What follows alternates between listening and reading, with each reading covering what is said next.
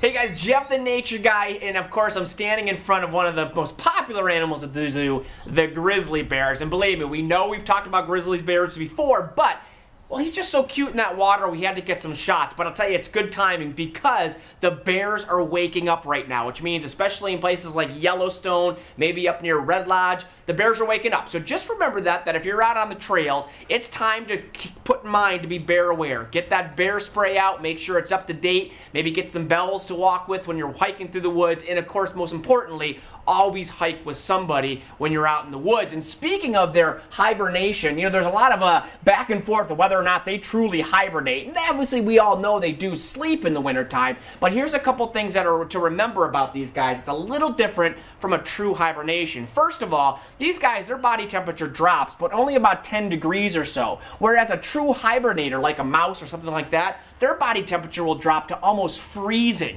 So these guys stay a little bit warmer. The other crazy thing about bears is the fact that these guys can go about 100 days without going to the bathroom. How nuts is that? Wouldn't that be nice? You don't have to worry about it at night. You had to go, you could just sleep it through. Well, that's what these guys can do. And last but not least, these guys, obviously as they're sleeping, they're not eating, so they lose a lot of weight, but they can also lose muscle. And the neat thing about bears is they have the ability to regenerate that muscle. That's something that we as humans cannot do, but these guys can. How cool is that? Now, last but not least, the most important thing is when a bear is sleeping or hibernating through the winter, they can wake up pretty easily. So do not, no matter what, if you come across a bear in a den, don't poke at it. That old saying, don't poke the bear, it's true because they can wake up very quickly when they're in their winter sleep.